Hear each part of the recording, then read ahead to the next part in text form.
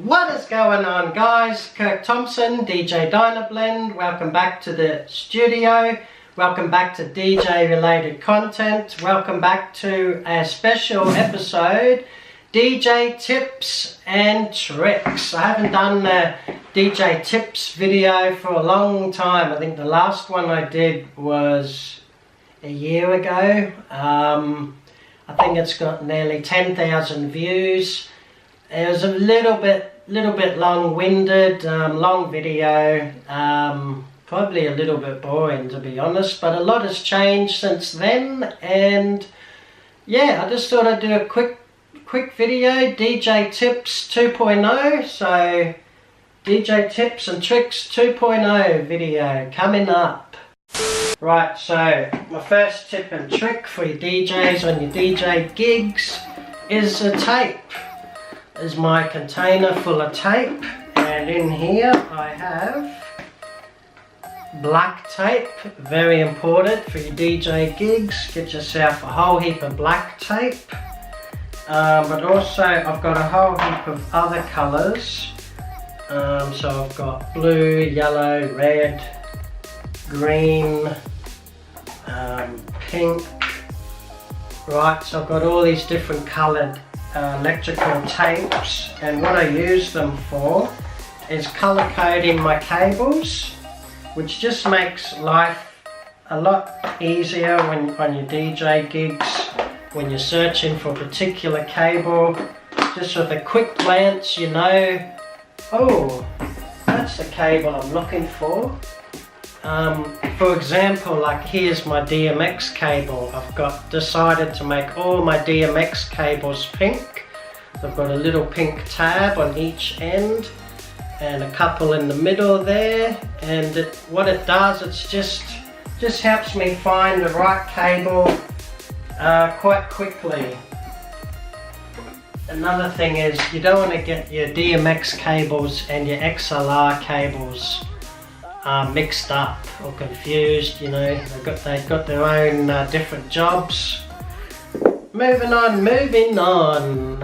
I've started buying these IEC cables. Now I've color coded them green, but what these are, they're just a really handy power connecting cable. So as you can see there's the ends. What you do is you can connect multiple lights up together with ease, and it minimizes the use of these. I mean, I was at the stage where I just had so many double adapters to hook up my speakers and pars and lights. It was getting just too much, getting a bit beyond a joke. It was messy. So yeah, quick tip, IEC cables, very handy, they're cheap, and they're just awesome. So what you do, here's your par. There's a typical RGB par light fixture, power out there. So what you do is you plug this into your power out, and then you grab your other lighting fixture and you go to power in. Power in. There's power in. Bang. Now I have quickly joined two pars together with one single cord. They're only cheap. I think they're like $9 each, so I bought six of them now.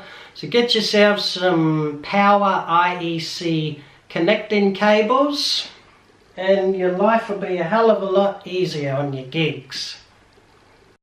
Another basic tip for you guys on your gigs is just as simple as water. My dog!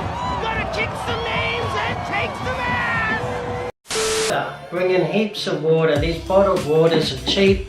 Get them from the grocery store, not the servo, the grocery store, where they're nice and cheap. Bring a whole heap of bottled water with you to the gig, and a little esky with a little bit of ice in it just behind your DJ booth, and you don't have to worry about, you know, leaving your DJ booth every hour or half hour to go get a drink of water. It's all behind you.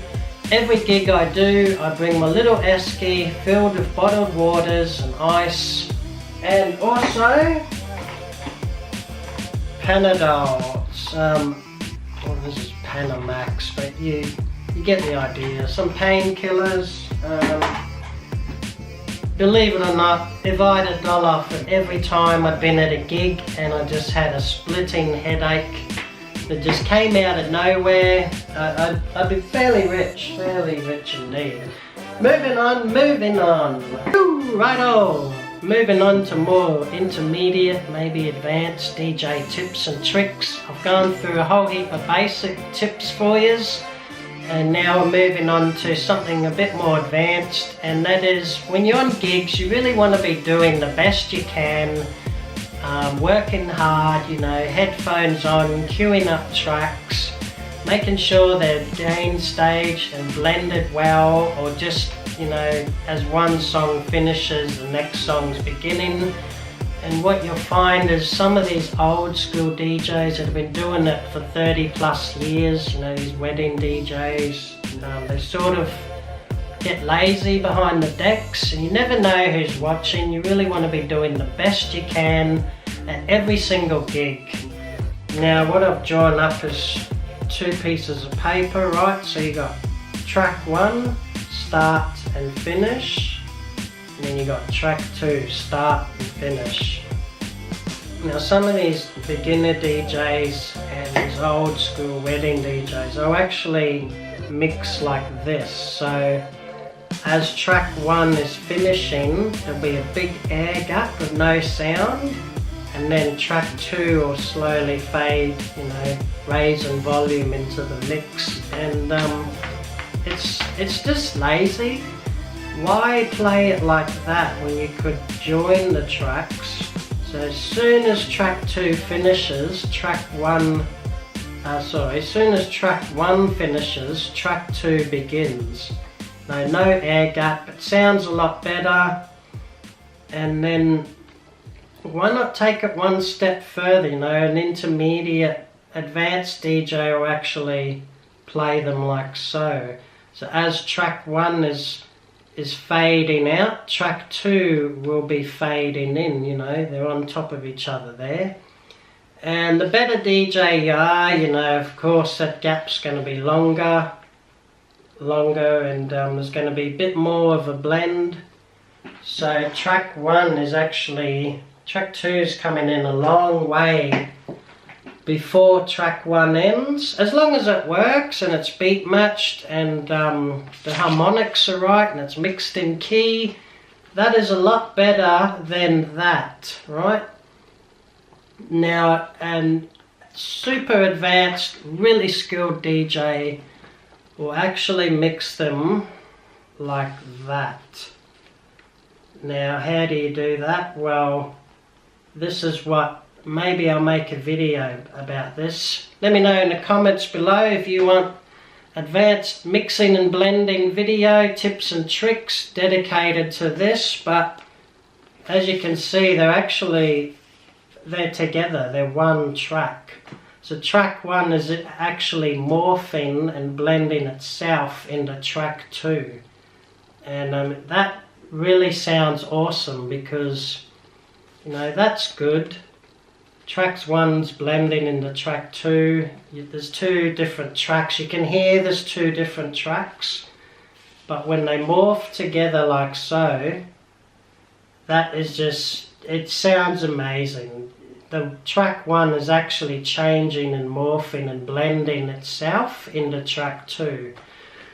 Now you do that with, you know, edits and a cappella ins and outs and beat intros and outros, and I can show you guys how to do that. So let me know in the comments below. I'll make a dedicated video to blending, mixing, being a better DJ, not being lazy behind the decks, queuing songs right, setting hot cues, all that good stuff.